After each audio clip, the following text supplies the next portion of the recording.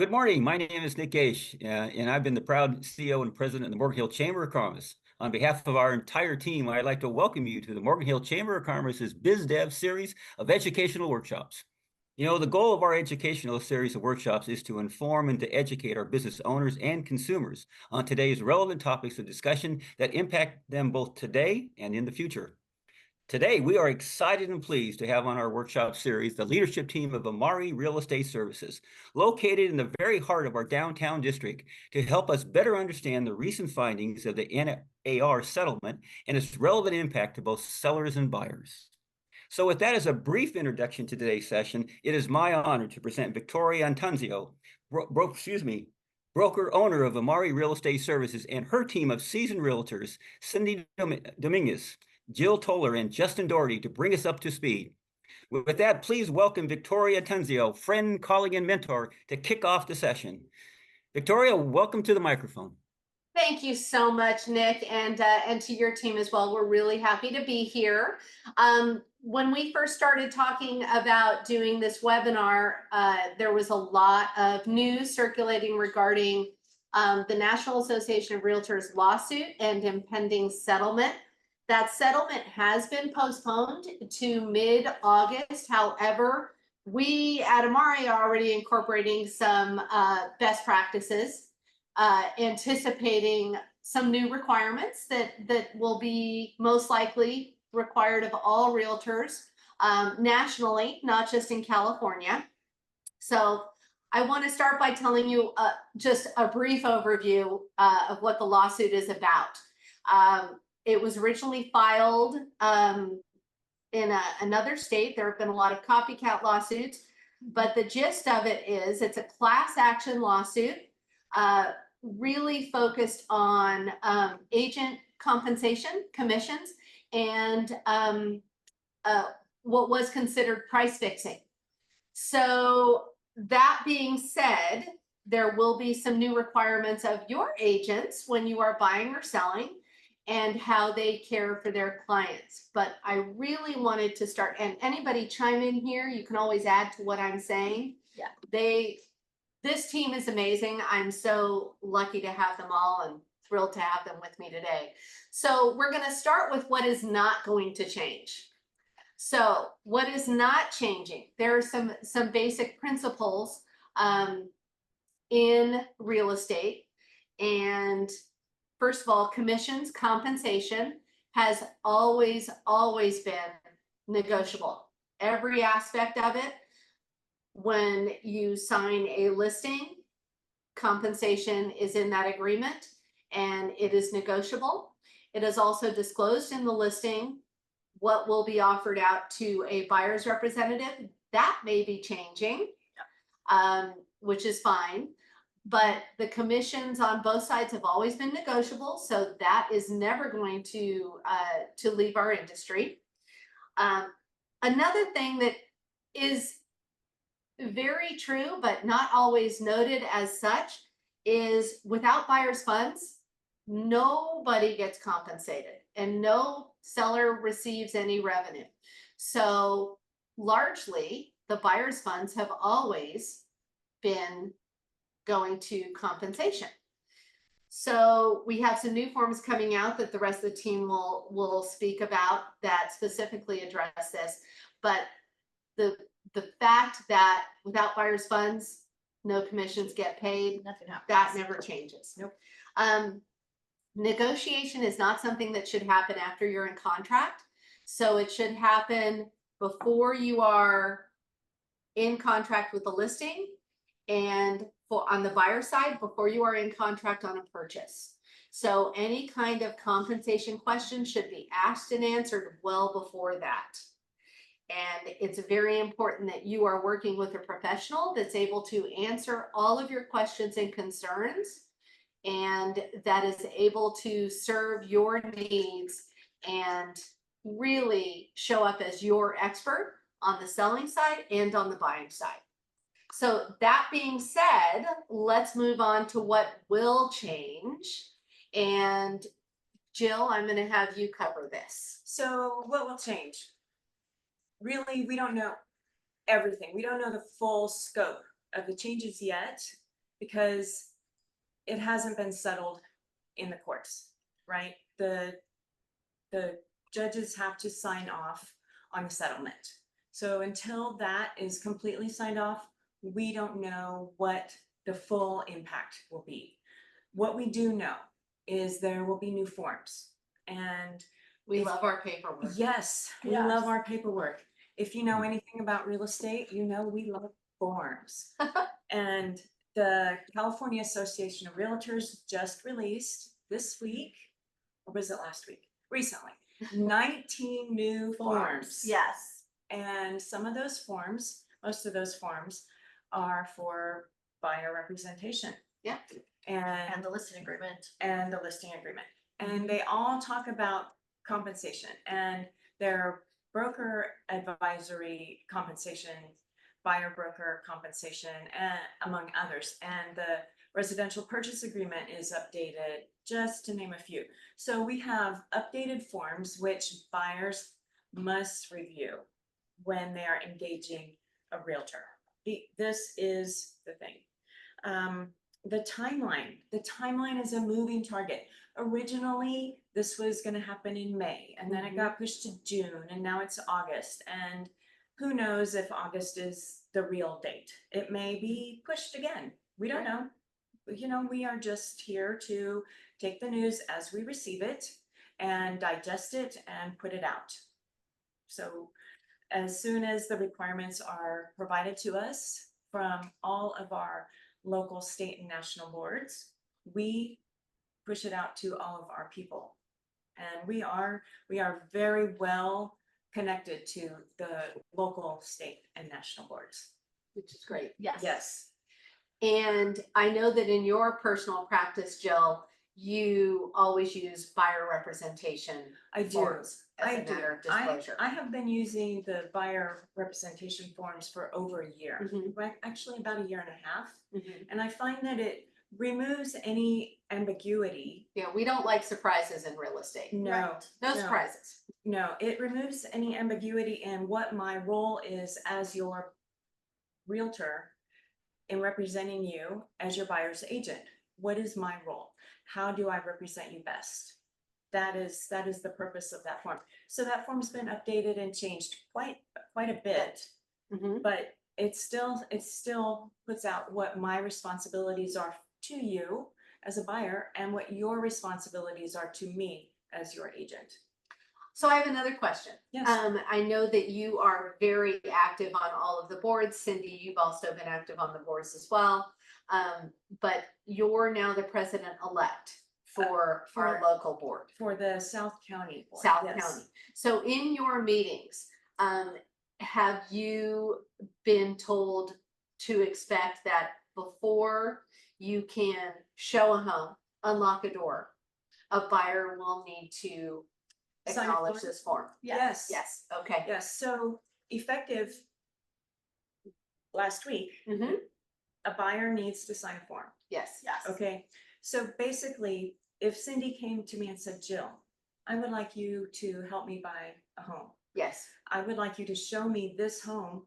I would sit down and say, well, first we need to have a buyer consultation. Yes. I need to help you understand what the buying process is.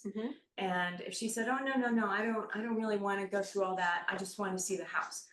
That's all well and good. But first we need to explain the process, and I need to review this form with you so you understand agency and the buyer broker.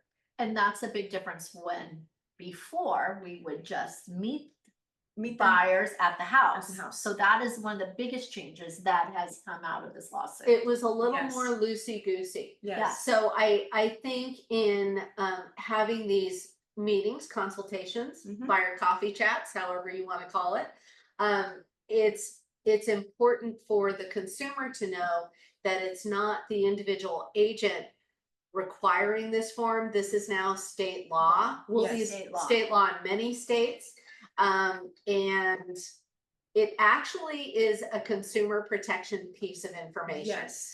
Because just as when we represent a seller, the first form we sign is an agency disclosure, telling you what our job is. Now you have a form, Mr. and Mrs. Buyer, telling you what your Yeah. buyer's agent's job is. Yes. So it's now very clearly communicated. So I don't know that I look at that as a challenge. It's more of an opportunity, but I think it is important that we communicate it so that people understand we're here to take care of you. Yes, it's very It's important. service-based. It's very important for people to know that this is a big deal. I'm helping you by potentially one of the largest purchases of your life.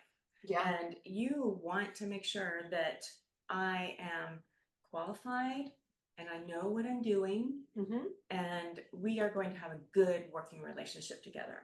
which is what we love, because Yes. we do love what we do. Yes. Okay, so moving on now. So that's what will change. Let's talk about questions that sellers may have. And Cindy is going to No, handle I'm doing this. sellers have. Oh, you- sellers have questions. you Oh, went sorry. backward. I went back. Go back one. There we There you go. go. Okay. There we go.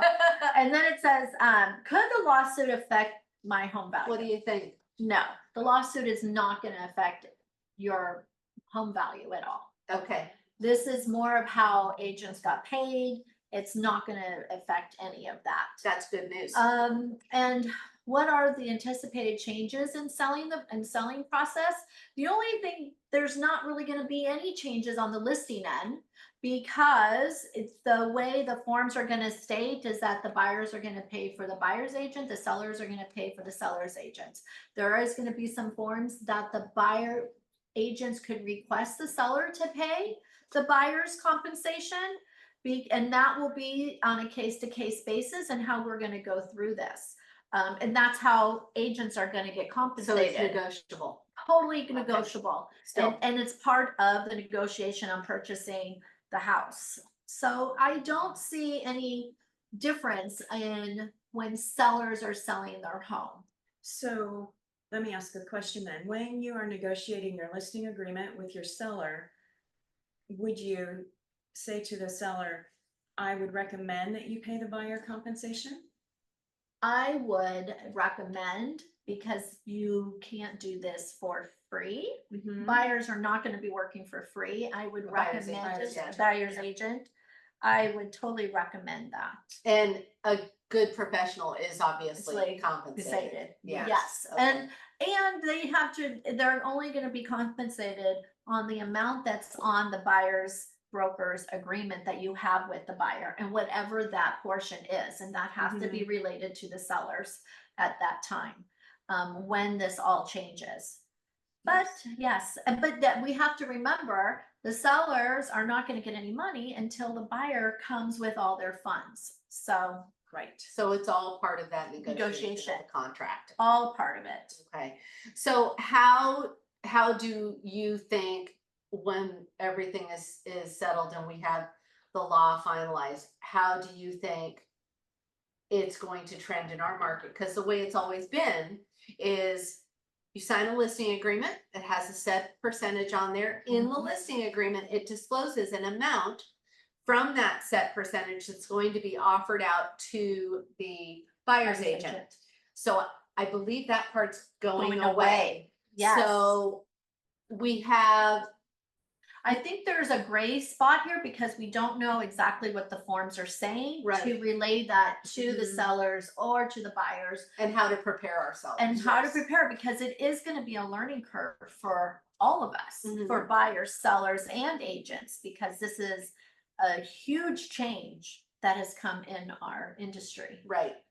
I think there are also components of the purchase agreement that still allow that compensation Compensation, piece to be yes. handled from the selling side. Yes. I have a question though. So, let's say the buyer says, I'm going to pay for my agent. Mhm. And we've agreed to this amount, they show you the form, all of that. But can they finance that amount, or is it they have to bring in cash? I don't think they can finance it. I don't think they I can. don't know, but things might change the way Yeah. things are. So that is still, I think that's still an open question. Okay, that's Because, good to know. yes. because the FHA and VA came out with some guidance to lenders a couple weeks ago, Mhm. but it hasn't been made clear, at least not to me, Neither how to me. that guidance how that guidance is How it's gonna going to be. if it will roll into a loan, if it can be That's what a the question I'm writing down. credit, if it will be how that will roll. Okay, so I think I would like everybody here, Go to the, because this goes into the next slide. Yeah. What can we expect when buying? So, everybody right. here to know that while this is very fluid, we as professional realtors and other agents in our industry are really investing a lot of time understanding the legalistic side of this, so that we know that your interests are protected and that we can keep providing service and doing it the right way. And it's gonna be a learning curve for all of us. Mhm.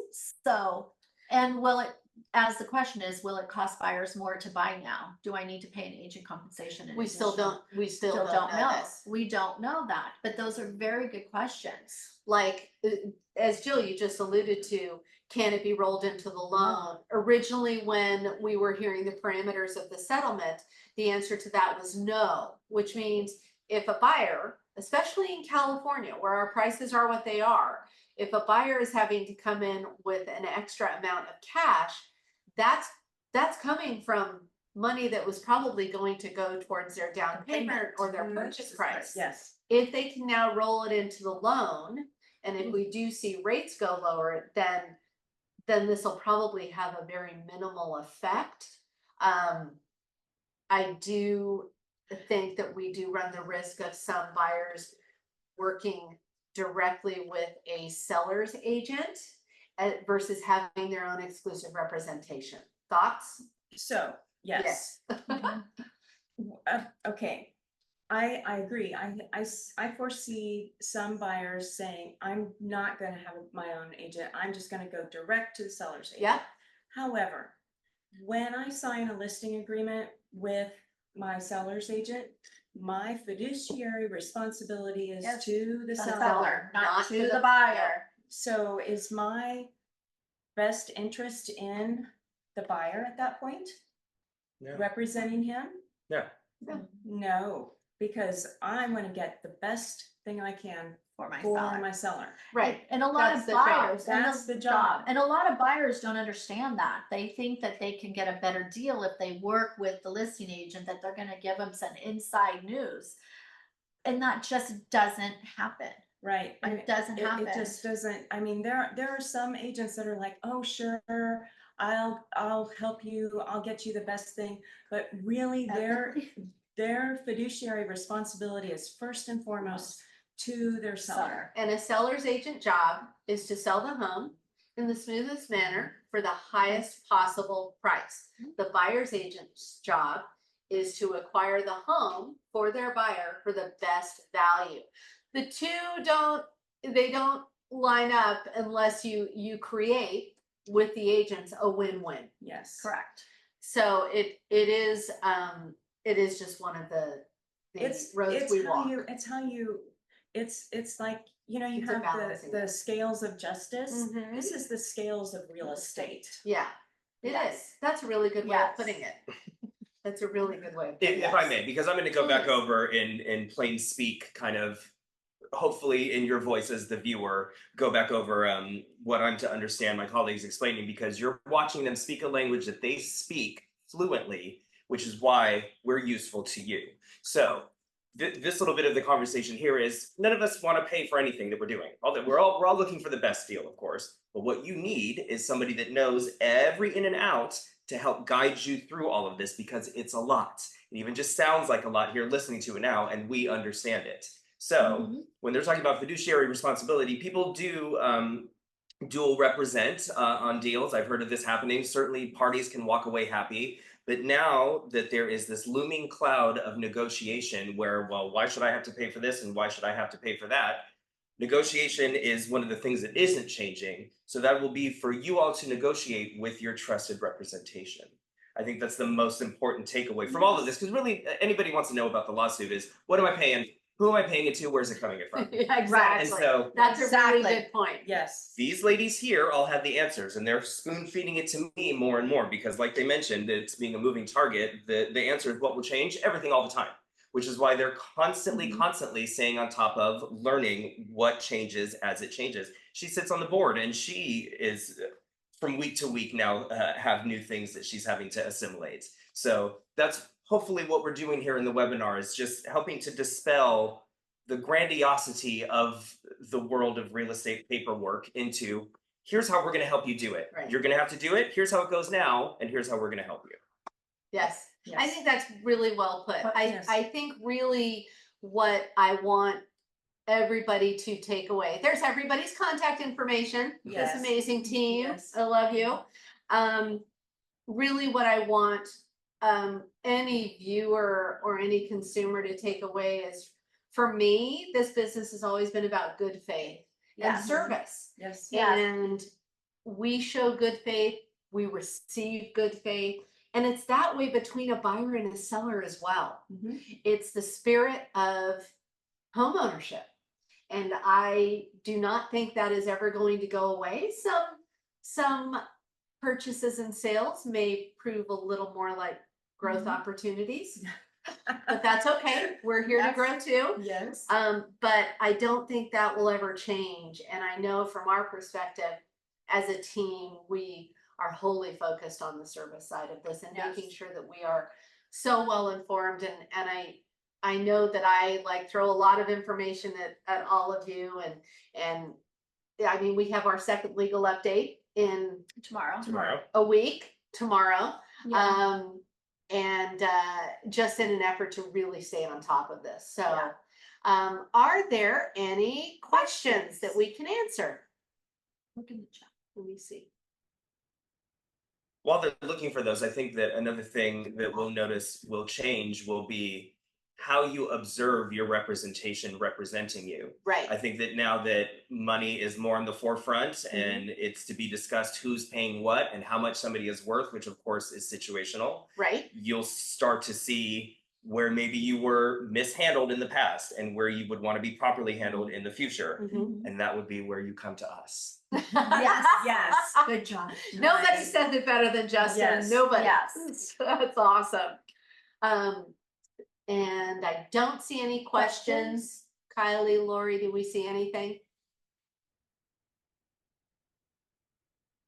Okay. I do have a question. I love it. Do you see anybody now representing a buyer or a seller for a big job and not getting paid at all, or being paid very, very, very little? So I'm gonna be honest. There's always some Discount? practitioners Discount. in our business that will attempt to advertise something that way.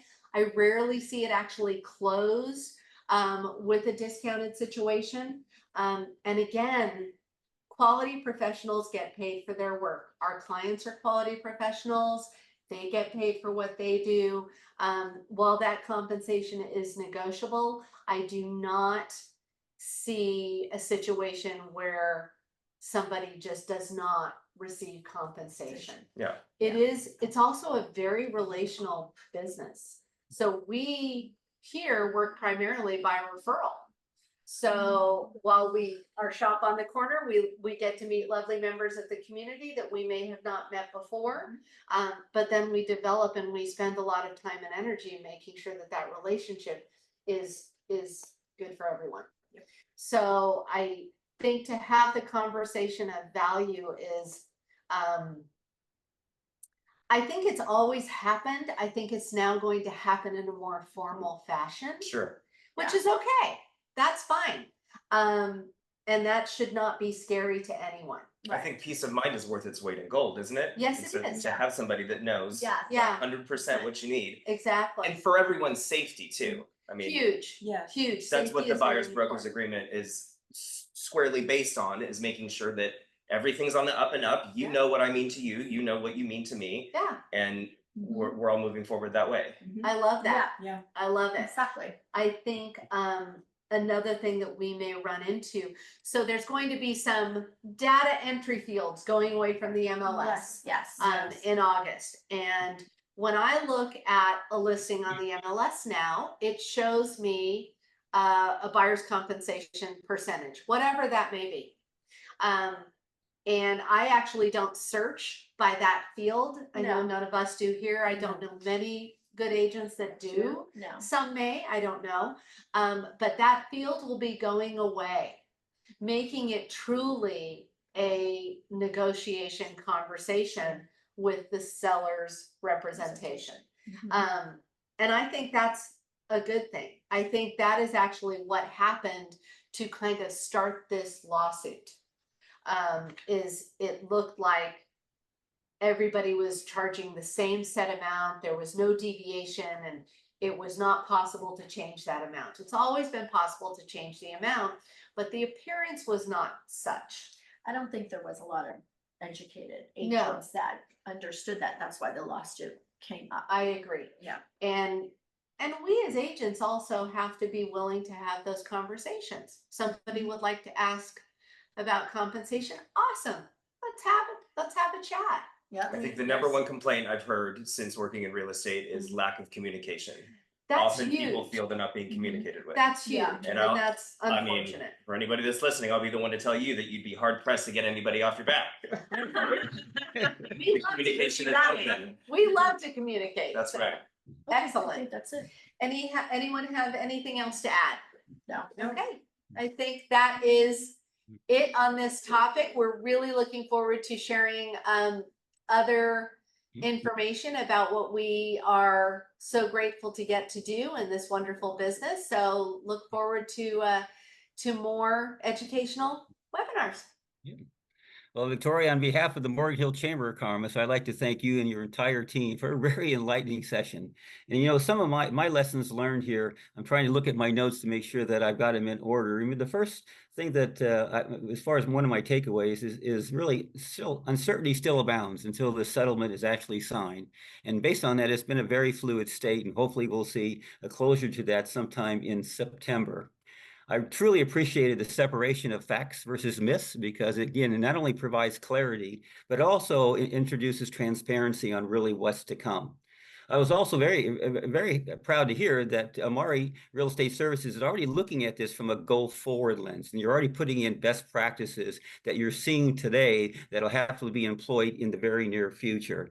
And I love one of the terms that one of the team members talked about, and it was called, well, I would call it kind of reimagining the scales of real estate, balancing the scales of real estate, because as we know, whether you're a buyer or you're a seller, this can and will be a life-altering effect for anyone that's in this position at this point in time. So understanding that this is really a consumer protection opportunity in an area that could be a very life-altering moment for someone in someone's life. I really appreciated the opportunity to hear, to learn, and more importantly, to be able to plan in the future kind of what's ahead for us. So I wanted to thank you for that. I also, again, wanted to reemphasize for our listeners to stay tuned for a series of educational offerings that we'll be initiating with the Amare Realty Services Group, as well as many other pertinent businesses and consumer educational workshops in the upcoming months. So thank you for your time. I hope you enjoyed the workshop, and ever forward as we move to the next step. Ever forward. I love that. Yes. Bye-bye. Bye, everyone. Bye. Thank you.